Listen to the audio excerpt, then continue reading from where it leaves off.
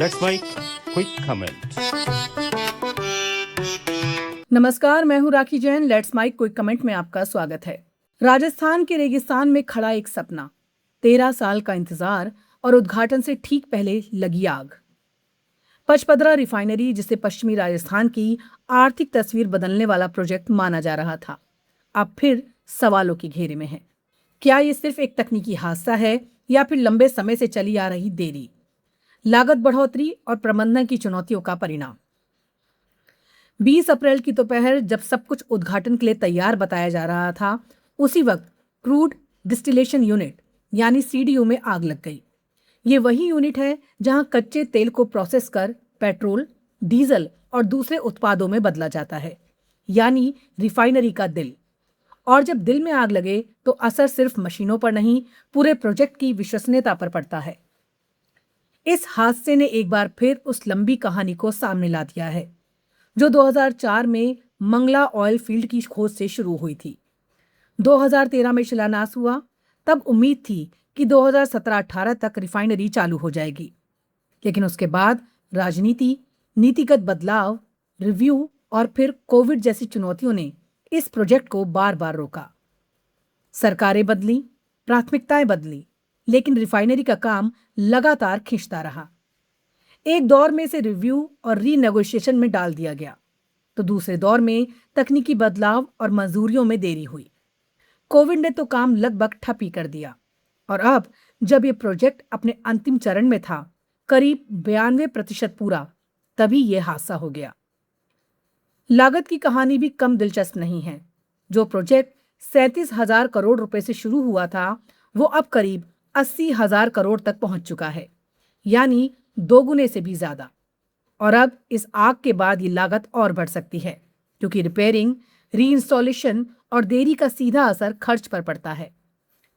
लेकिन सबसे बड़ा सवाल तकनीक और सुरक्षा को लेकर उठता है।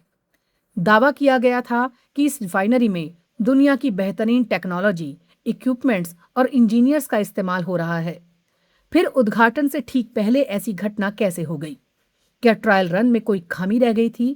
क्या सेफ्टी ऑडिट पर्याप्त नहीं था, या फिर जिम्मेदारियों के बीच कहीं कोई चूक हुई? एक्सपर्ट साफ कहते हैं, अभी निष्कर्ष निकालना जल्दबाजी होगी, लेकिन यह भी उतना ही सच है कि इतनी बड़ी और संवेदनशील यूनिट में आग लगना एक गंभीर चेतावनी है। हर सवाल, किस कंपनी ने सप्लाई की, किसने इंस्टॉलेशन किया, किसने टेक्निकल ऑडिट किया, अब जांच के दायरे में आ जाएगा। आर्थिक नुकसान की बात करें तो तस्वीर और गंभीर हो जाती है। अगर सब कुछ तय समय पर चलता तो जुलाई 2026 से 9 MMTPA क्षमता के हिसाब से प्रोडक्शन शुरू होना था। अनुमान है कि हर महीने 50 से 80 हजार करोड़ रुपए तक का रेवेन्यू जनरेट हो सकता था। अब अगर रिपेयरिंग में 1 से 6 महीने का समय लगता है, तो हर महीने की देरी सीधा राजस्व नुकसान बन जाएगी। हालांकि ऐसे बड़े प्रोजेक्ट्स में इंश्योरेंस और ग्लोबल गारंटी होती है, जिससे उपकरणों का नुकसान कवर हो सकता है, लेकिन समय की भरपाई कोई इंश्योरेंस नहीं कर सकता। और यही सबसे बड़ा नुकसान है, देरी का नुकसान, भरोसे का नुकसान और निवेश के रिटर्न का नुकसान। इस पूरे मामले का एक राजनीतिक पहलू भी है, जिसे नजरअंदाज नहीं किया जा सकता। शुरुआत से ही ये प्रोजेक्ट राजनीति के केंद्र में रहा है। शिलान्यास से लेकर रीलॉन्च और अब उद्घाटन तक हर सरकार ने इसे अपनी उपलब्धि बताया, लेकिन देरी और लागत बढ़ोतरी की जिम्मेदारी एक दूसरे पर डाली गई। अब यह हादसा एक नए राजनीतिक विवाद को जन्म दे सकता है, लेकिन असली सवाल राजनीति से परे है। क्या हम इतने बड़े इंफ्रास्ट्रक्चर प्रोजेक्ट्स को समय पर, सुरक्षित और कुशल तरीके से पूरा कर पा रहे हैं? पचपदरा रिफाइनरी सिर्फ एक औद्योगिक परियोजना नहीं है, ये राजस्थान के विकास, रोजगार और ऊर्जा आत्मनिर्भरता का प्रतीक है।